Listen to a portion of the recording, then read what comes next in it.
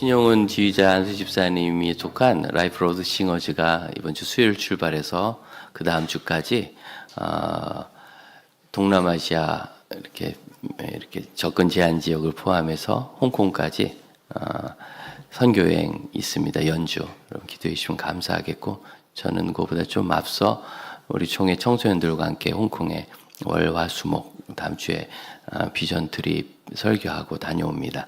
작은 일이지만 그 자리에서 변화가 있기를 바라고, 또 작은 변화가 큰 물결이 되기를 기도해 주시길 바랍니다. 말씀드리는 것은 이제 교회에서 누가 가는 것이 아니라 이 일이 다 장지교회 담임 목사이기 때문에 하는 것이며, 그래서 우리 성도들이 다 함께 가는 것과 마찬가지고 우리 교회가 하는 일입니다. 그렇게 마음을 가져주시면 감사하겠습니다. 지금 여기 담임 목사 아니면 거기 가겠어요? 그게 담임 목사니까 가는 겁니다.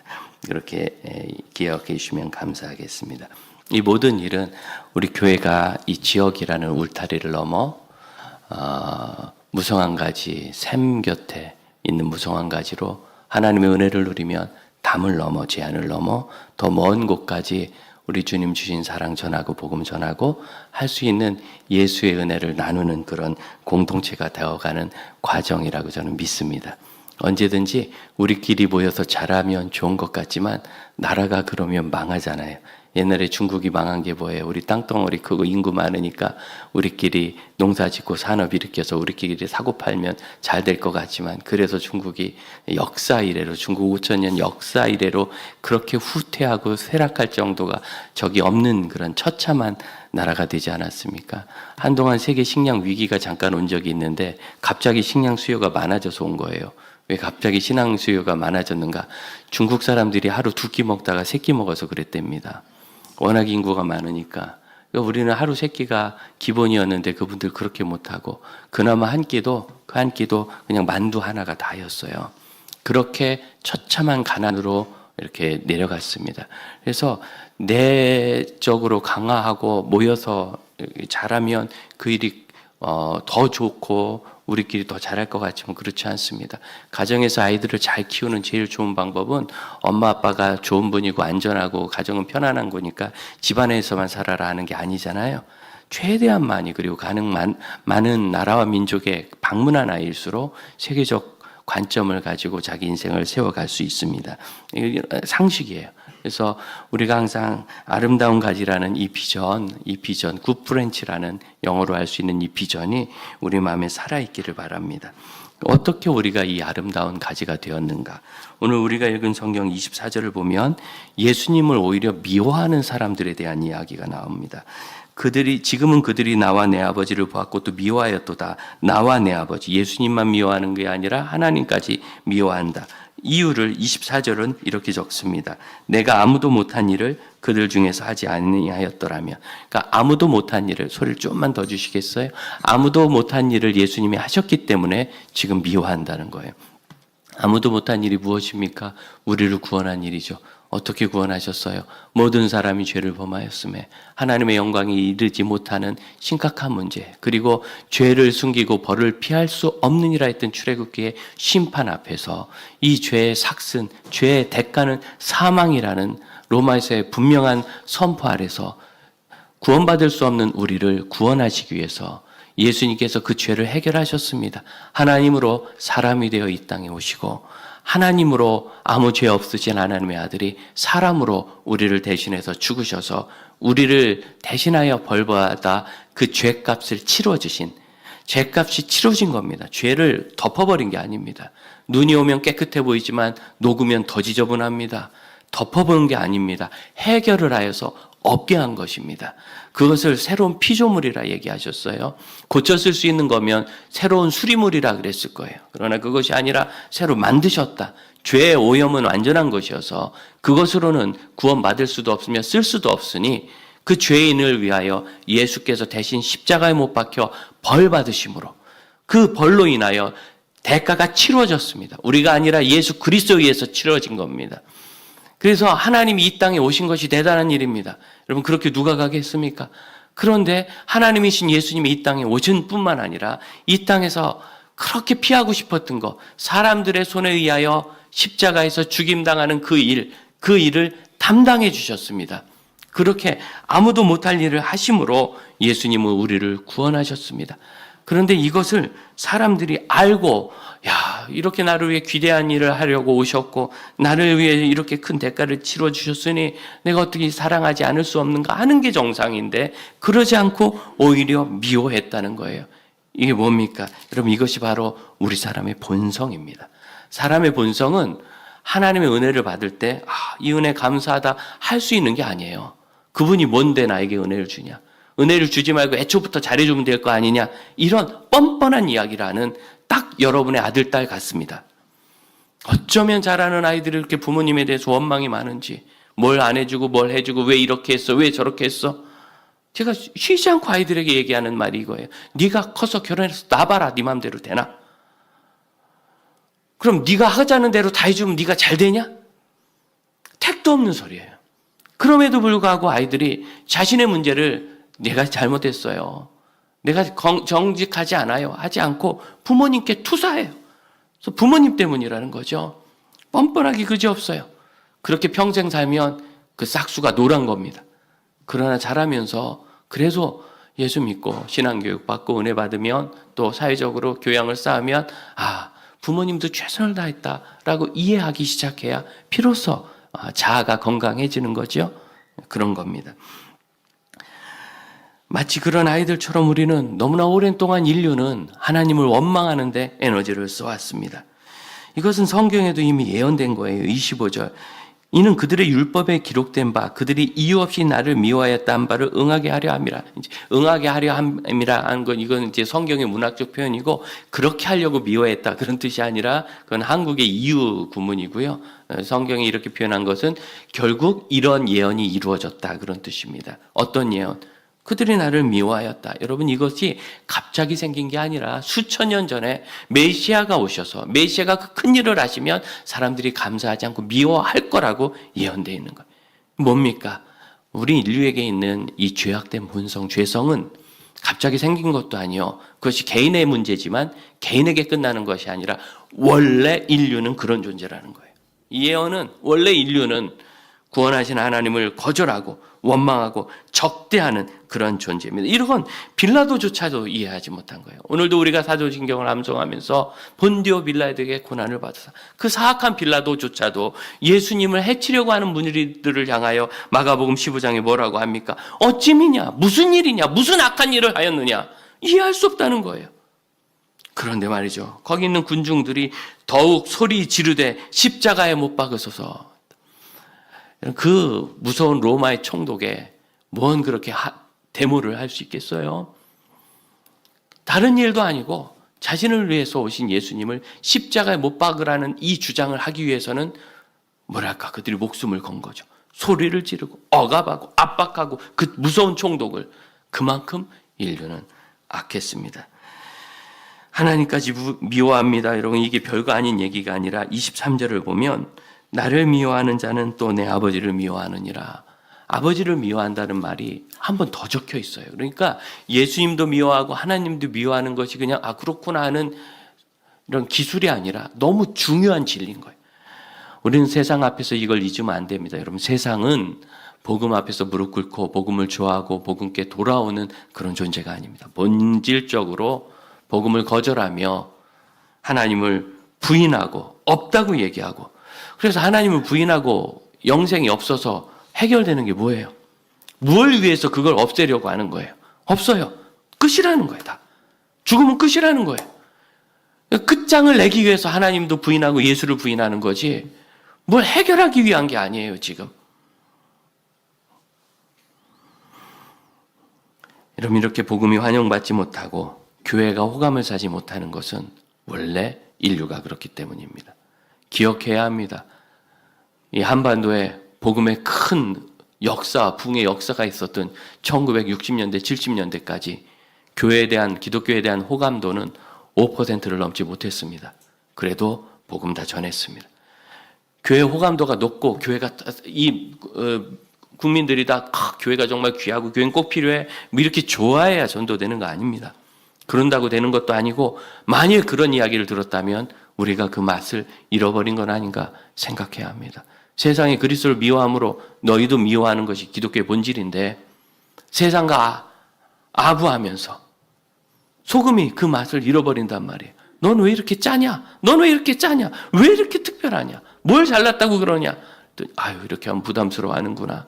하지 말자. 그랬더니 그다음부터는 용도가 없어졌어요. 갖다 버리는 거죠. 모래나 소금이나 맛을 내지 못하면 차이가 없으니까. 저는 그 대학생 때, 신학생 때 그 본문을 너희는 세상의 소금이라 설교하기 전에 한번 정말 집에서 굵은 소금을 한 숟갈 입에 털어넣었던 적이 있어요. 얼마나 짠가. 여러분도 가서 한 번씩 해보시기 바랍니다. 그래야 우리가 어떤 존재인지를 알아요. 이건 짠 게 아니라 정말 막 욕설이 나요. 이게 쓴 것을 넘어서서, 그죠? 짜고 쓰고 그리고 아파요, 입이. 통증이. 그 안에 붙어서 떨어지지도 않고 입을 뭐 얼마나 헹궜는지 그렇게 많이 헹궜는데도 한 30분은 아직도 입천정에 붙어있는 느낌이 나요. 그게 소금입니다. 뭘 좋은 얘기를 들으려고 하십니까? 뭘 그렇게 세상에 사랑받는 게 교회의 본질이랍니까? 그렇게 한들 세상에 감동해서 예수 믿습니까? 아니요. 구제 많이 하는 곳에서 예수 많이 믿는 거 전 본 적 없습니다.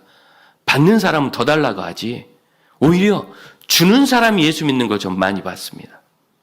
왜냐하면 인류의 본성을 깨지 않으면 우리는 주님을 만날 수가 없기 때문에. 본성, 내 본성, 하나님을 거절하고 미워하고 원망하는 것.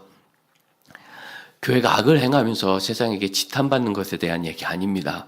그건 욕먹어도 싼 일입니다. 악을 행하고 이기적인 것. 그러나 우리가 세상에서 복음을 전할 때 세상에 아부하고 잘 보여서 복음 전하는 것이 아니라 여러분, 우리 모두 죽을 죄인이요. 저도 그렇고 여러분도 죽을 죄인인데 내가 예수 만나 살았으니 여러분도 살기 원합니다라고 얘기해서 복음을 전하는 겁니다. 이 소리를 누가 듣기 좋아하겠어요? 세상의 평가로 자신을 평가하려는 교회를 보면서 한숨이 나옵니다. 저는 아직도 오래전에 MBC 라디오를 듣다가 차 안에서 아주 제가 운전을 하다 팔이 부르르 떨렸어요. 우리나라의 주요 교단이에요. 5대 교단 안에 들어가는 주요 교단의 선교국장이라는 목사가 그때 분당에는 한 교회가 선교팀을 보냈지만 가서 예수 믿으세요. 한마디도 안 했어요. 자원봉사하고 봉사하고 하다가 테러리스트들에게 납치자고 목숨을 잃는 큰 문제가 있었을 때 이런 데 보내면 안 된다고 제가 귀를 씻고 싶었어요. 그럼 어디 보내요? 교회 오세요 하는데 보내요? 그런 식으로 하면 1900년대 선교사들도 이 땅에 오지 말았어야죠. 흥선대원군이 그렇게 나라 묻지라고 오지 말라고 하고 오는 사람 죽였는데 왜 왔어요? 그런 사람이 목사고 선교 책임자라는 것에서 저는 비애를 느끼고 부끄러웠습니다. 여러분도 그런 말에 동조하지 마시기 바랍니다. 우리는 세상의 평가로 자신을 평가하는 사람들이 아닙니다. 우리는 하나님 앞에 내가 어떤 사람인가를 생각하고 그리고 성경이 주신 은혜에 따라 하나님이 주신 말씀의 은혜를 받아 선의를 가지고 세상에 선을 행하고 복음을 전하고 내가 그 일에 충성된가를 가지고 말씀으로 나를 평가할 수 있어야 합니다. 성령이 우리에게 그 평가를 주실 줄로 믿습니다. 어떻게 내가 이 거절할 수밖에 없는 복음을 알게 되었습니까? 똑같이 앉아서요. 어느 어린아이들 5명이 복음을 들었습니다. 3명은 너무너무 좋아하고 한 명은 쭈삣쭈삣하면서 따라오는데 한 명은 핏 세상에 그런 게 어디 있어? 그럼 끝까지 거절하더라고요. 생기긴 걔가 제일 잘생겼어요. 그래서 잘생긴 사람이 여기 많이 없나 봐요. 제일 잘생긴. 그 아이가 제일 괜찮을 것 같고 제일 똑똑해 보이는데 그 아이는 안 믿더라고요. 저는 그 믿은 아이와 안 믿은 아이의 차이를 구분할 수가 없습니다.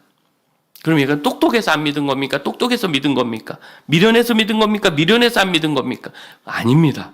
성경은 뭐라고 합니까? 26절. 세상이 아무리 예수를 미워할지라도 내가 아버지께로부터 너희에게 보낸 보혜사 곧 아버지께로부터 나오시는 진리의 성령이 오실 때 그가 나를 증언하실 것이요. 성령님은 예수를 증언하시는 분입니다. 성령님 오셔서 나를 충만하게 하셔서 나를 기분 좋게 하시고 방언을 얘기하시고 신기하게 하시는 그분이 아니라 그런 일도 성령이 하시지만 성령은 예수를 증언하시는 예수의 영입니다. 또 다른 보혜사 예수이십니다. 그 성령님이 오시면 증언하시는 거예요. 그러니까 우리는 분명히 알아요. 그 5명 중에 이 4명의 아이가 성령님께서 그 마음을 감동하셔서 마음을 열고 예수를 구세주로 영접했고, 나머지 1명은 자기의 문제이자 자기의 결정하는 그 최소한의 겸손과 의무가 없어서, 갈빈이 얘기했던 것처럼 내가 내 죄를 고백하고 마음을 열어 예수님을 영접합니다 하는 이 믿음의 고백은 우리의 공로나 핵신앙의 행위가 아니라 최소한의 의무라. 최소한의 의미라. 내가 이 숟가락으로 밥을 먹는 일을 했어요. 이렇게 얘기하는 사람이 어디 있어요? 그 또 먹어야 내 거 되잖아요. 그건 최소한의 의무인 거예요. 최소한의 의무. 어떤 공로도 아니고. 그래서 믿음은 전적으로 하나님의 은혜요. 구원은 100% 단 1의 예외도 없이 하나님의 은혜입니다. 성령이 내 마음을 열어 구원을 주신 겁니다. 그래서 우리는 예수 믿게 된 것을 자랑할 게 없어요. 내가 더 경건하고 신앙적이고 윤리적이고 내가 말씀의 비밀을 발견하는 영적인 사람이라 내가 예수를 믿는 게 아니고, 나는 본질적으로 예수님이 나를 위해 주어주신 그 일 때문에 예수를 미워하고 하나님을 미워하는 존재지만, 성령님께서 오셔서 내게 감화를 주셔서 나 같은 죄인이 마음 열어 예수를 영접하여 하나님의 자녀가 된 겁니다. 그러므로 이 자리에 모여서 예수께서 하나님의 아들이심을 고백하고 믿음을 고백하는 모든 여러분, 저와 여러분에게는 성령이 계신 겁니다. 우리는 성령이 계심을 내가 예언을 했어요, 방언을 했어요, 기도에 뜨거운 뭐가 생겼어요, 이런 증세로 판단하는 사람들이 아닙니다. 우리는 성령이 계심을 나에게 믿음이 있다는 기가 막힌 이 현상을 통하여 깨닫습니다. 어떻게 나 같은 사람이 예수를 믿냐 말이에요. 저 같은 말썽이나 부리고 맨날 혼이나 하고 게임 중독에 빠졌던 아이가 어떻게 예수를 믿습니까? 성령이 제 마음을 열어주신 겁니다. 그렇게 우리는 복음이 왔으니 우리는 성령을 따라 살아야 합니다. 성령 안에서 여러분 마음을 열고 마음을 편히하여 예수를 영접한 사람이 되었으니 이제 또 해야 될 게 있습니다. 27절입니다. 같이 한번 읽어볼까요? 너희도 처음부터 나와 함께 있었으므로. 이 말씀은 25절, 26절과 패턴이 같아요. 어떻게 되느냐면 예수께서 아버지께로부터 너희에게 보낼 보혜사가 오시면 그가 예수를 증언합니다. 그렇죠? 그리고 이번엔 예수께서 우리와 함께 하셨으니 우리가 예수를 증언합니다. 그렇죠? 그래서 이 패턴은 같아요. 이 성령은 예수로부터 우리에게, 예수께서 파송하셔서 우리에게, 하나님께서 보내셔서 예수님을 통하여 우리에게 오신 하나님이신데, 기원은 예수님으로부터 우리에게 오셨고, 그리고 그 성령은 우리에게 예수를 증언하는데, 우리의 기원도 예수님께 있습니다. 처음부터 예수님과 함께 있으므로, 그래서 우리가 할 일은 뭐냐면 예수를 증언하는 일을 우리가 하는 겁니다. 그러면 이 부르심이 바로 우리의 사명입니다. 우리 이 세상 열심히 살죠. 다 떠날 겁니다. 뭐하다 떠나실랍니까? 돈을 열심히 모아서 아들, 딸들에게 유산을 좀 더 남겨주다 떠나실랍니까? 그거 주면 그 아이들이 살지 죽을지, 그것 때문에 행복할지 불행할지 어찌합니까?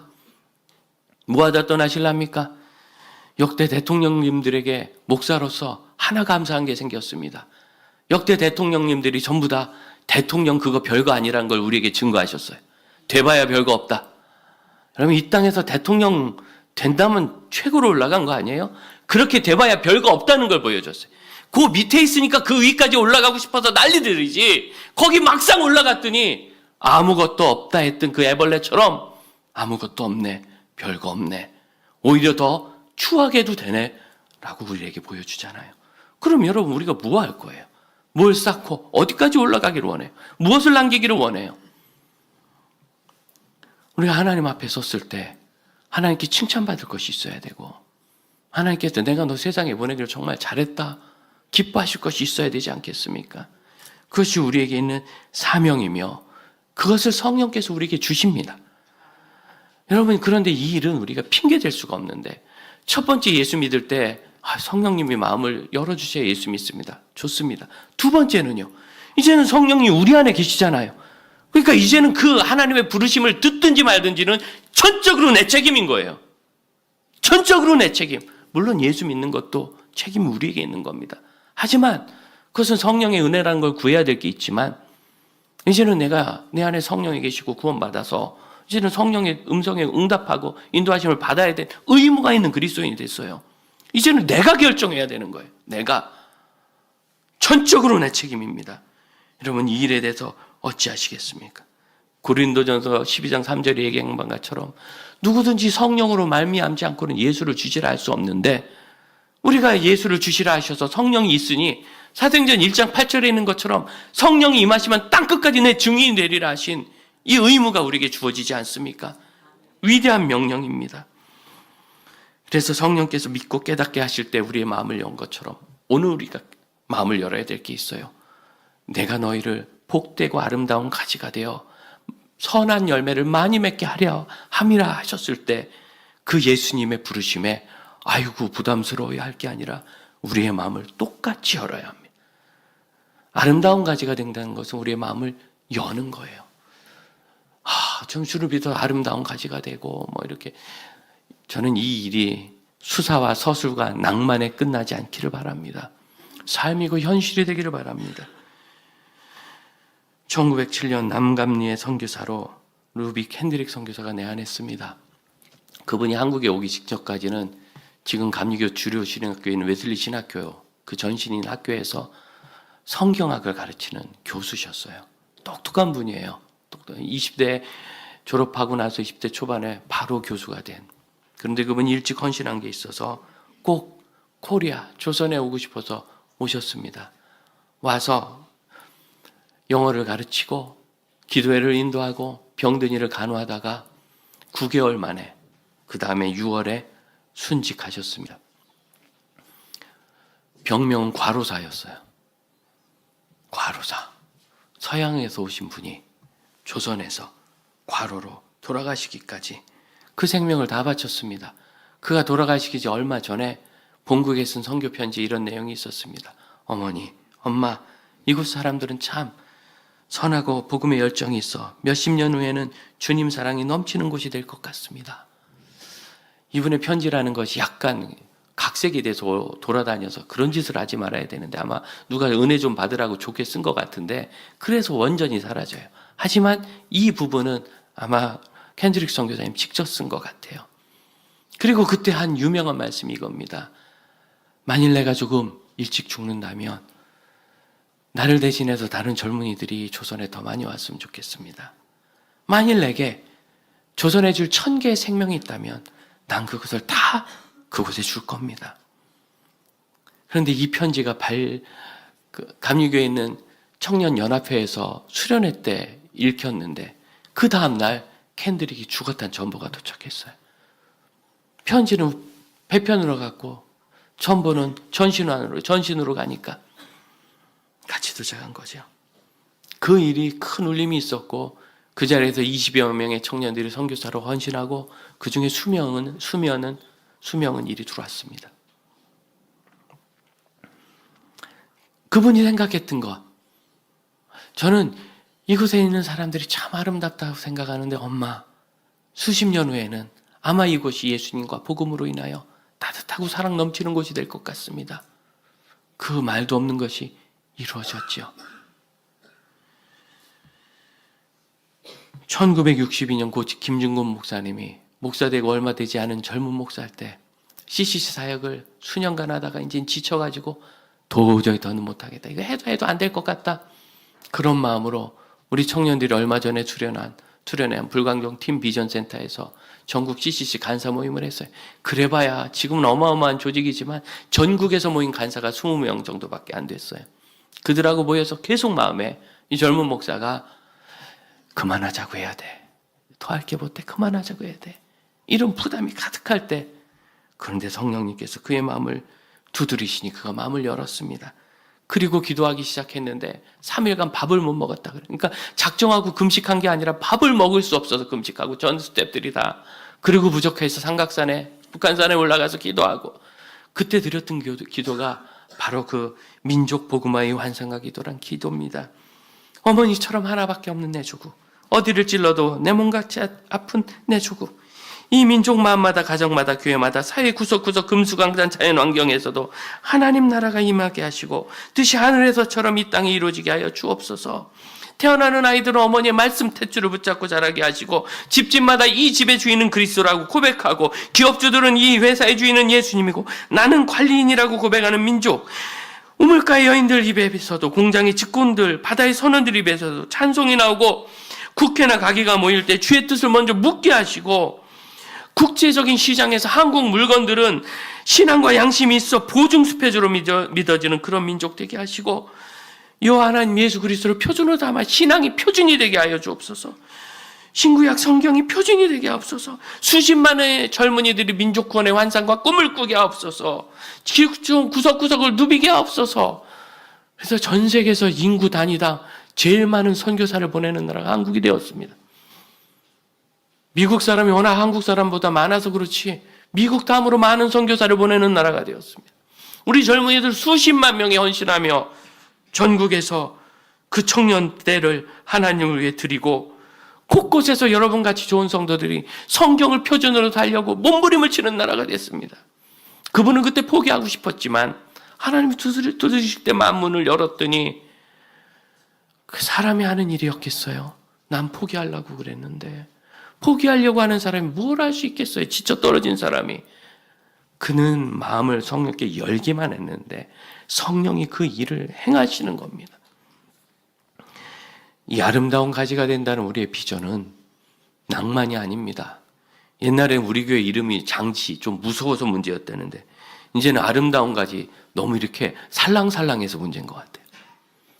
아름다운 가지가 된다는 것, 굿브랜치가 된다는 건 우리 하나님이 우리를 두드리시는 그 일에 우리 마음을 열어드리고 그분이 일하시도록 우리의 주권을 내어드리는 겁니다.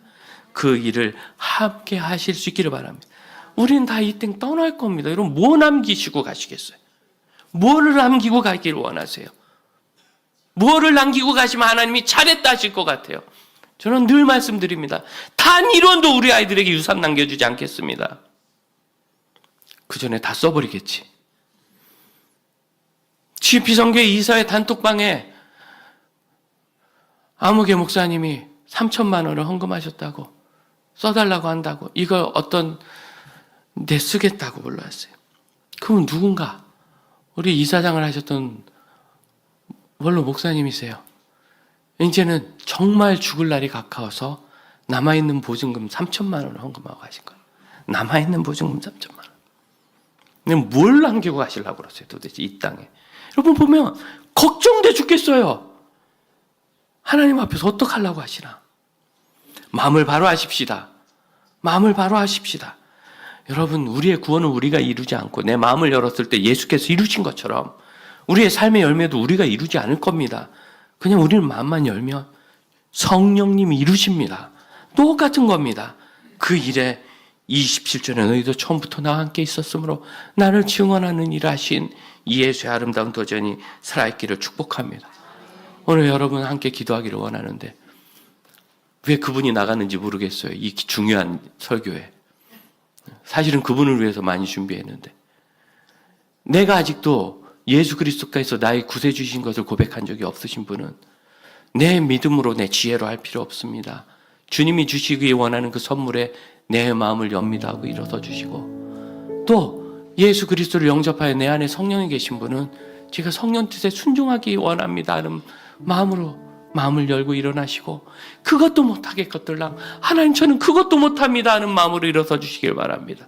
우리 다 같이 자리에서 일어서셔서 주 앞에 함께 기도합시다. 주님 제 마음을 엽니다. 주의 구원을 내게 베풀어